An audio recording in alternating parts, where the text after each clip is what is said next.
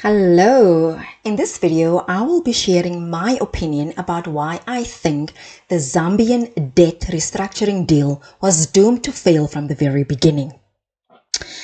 I have always known or suspected from the beginning that the IMF is just using Zambia as a way to get back at China as part of this ridiculous war that America has with China on the economic front.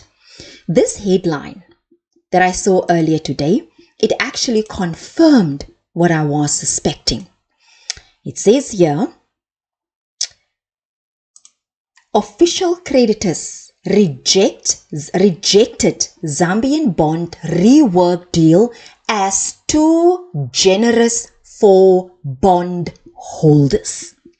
Let me break that down for you and explain what that means. It says the official creditors, they reject the deal. The official creditors as other governments. It's not the private creditors yet. The private creditors never came to the party for the deal. Let's just give a bit of background again on the Zambian debt restructuring deal.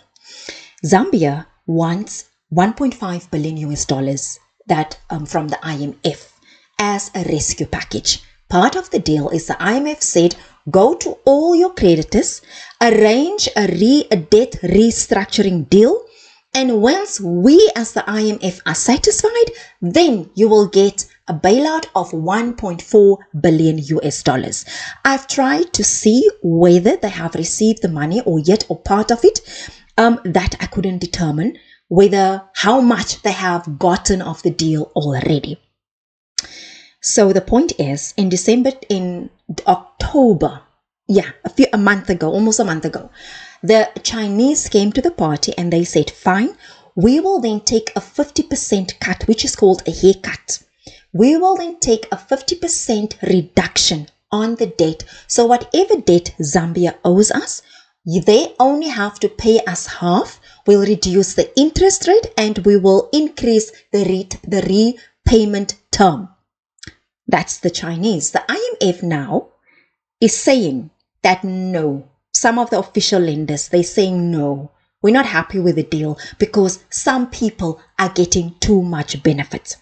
The reason why I'm saying that this deal has been doomed to fail from the very beginning is because the IMF with the allies, which basically the IMF, it's the mouthpiece of America, it's the mouthpiece of Europe. The IMF basically wants the Chinese to not get anything out of the deal. They want, this is my theory and I've stated it yesterday, they want the Chinese to say that we write off the debt. Then they will step in, the IMF will then step in, demand the full payment from Zambia. And then the IMF will pay their creditors who they favor and cut the Chinese completely out. I also said the deal was historical because for the first time, the Chinese, together with the IMF and South Africa and other countries, they sat around the table and they reworked the deal so that everyone can be in agreement. Private creditors did not come to the party. So this was only your official creditors, which are other governments and also the IMF. I said also, the reason why IMF is coming to the party now, why they're offering money to Zambia now, it's simply because of this. Zambia's gross domestic product, the GDP, for 2022 is estimated to be almost 40 billion US dollars. So in 2021, previously, the economy grew with 3% of Zambia. Did you know that, Zambians? Then, the main drivers of the economy, it's mining, agriculture, wholesale, and retail. This is the part I wanted to focus on. The Zambian economy is expected to continue to grow in 2023 and 2024.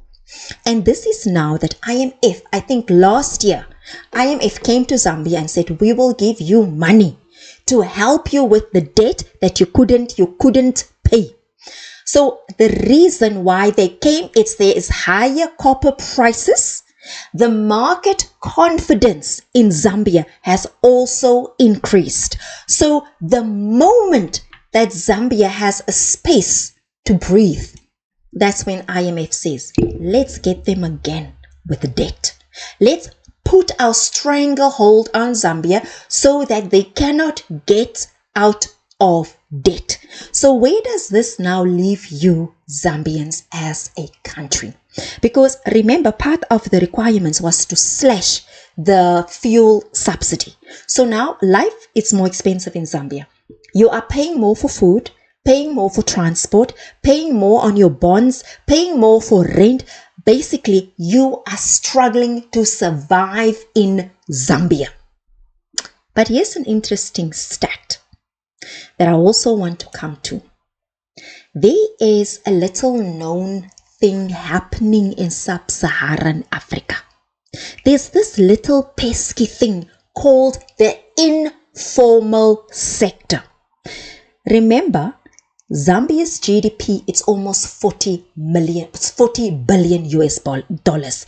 So the GDP is all the services and the products that is being sold in Zambia in any given year.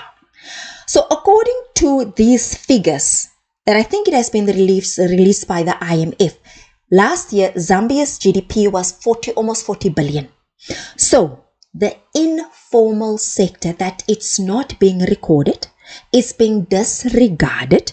It's people who are not formally employed. It's the person who has a stall along the road who's selling vegetables.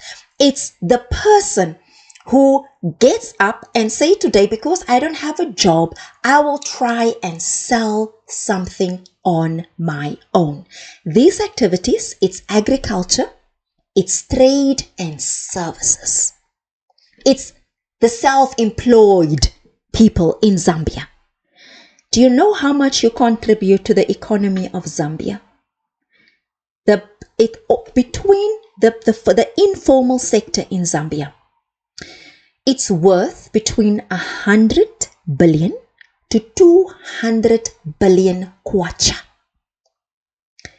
That translates to between 6.5 and 13 billion US dollars.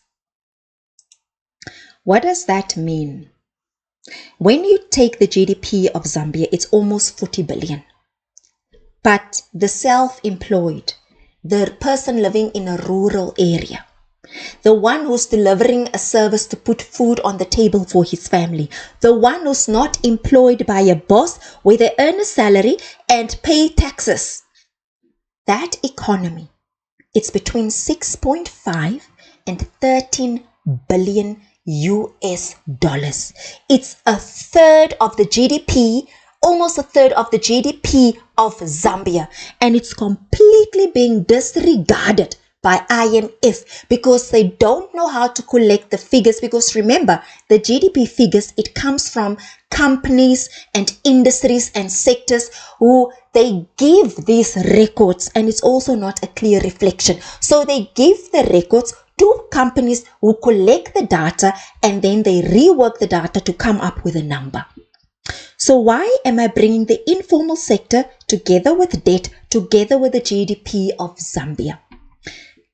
You, the people of Zambia, you are far richer, far more prosperous, and far wealthier when you use your own measurements. That between 6.5 and 13 billion of the informal sector, billion US dollars of the informal sector, it's not being recorded in the formal sector. So which means the economy of Zambia, it's more than, let me see, 39 plus it's 52 billion US dollars. That is the economy of Zambia. So we need to come up with a way of how we rebuild our countries. Just think about it. The debt of Zambia, it's not the people who made the debt. It is the previous presidents who's making the debt. And now with the current president, he wants to get a loan from the IMF that will put you into debt even more, together with very distasteful restrictions and conditions. So now, where does that leave you? Instead of waiting for government to come and save us, we are Africans. We are the original creators, the original improvisers. If in the informal sector, and you don't pay taxes, right? Which is a problem for government, but it's not a problem for you. The informal sector to come together in a way where just think about if each person who can contributes a certain amount of money to fix a road, to build a building, to create even more job opportunities. Imagine if every single person in the informal sector, first of all, you need to look at your country differently, because now you are being looked at as poor and struggling and things are bad, because the measurements and the systems that are being followed in Zambia, it's the measurements and the systems of the West, which totally disregard the African way of doing things. But is as an African who works in the informal sector, who survives in the informal sector, of almost a third of the GDP of the formal sector of Zambia. If that group, and it's mostly in the rural areas, if you come together as a group and you ask, what do we need the money for? And you start a fund where you contribute, but you are in control of the fund. You determine the fund. You run it almost like what they call in South Africa, it's called a stokvel. If you do that for the community, how would that change things? Think about it for a moment. Instead of waiting for government who's messing everything up in many cases, you start with how do you generate that money? How do you apply it and use it in a way for the greater good of a community? Just I know it's something new, but just think of the possibilities for a moment when you take your power back from these governments that keep us beholden to the IMF, and you start seeing what you are doing, what you are capable of, what you are contributing to.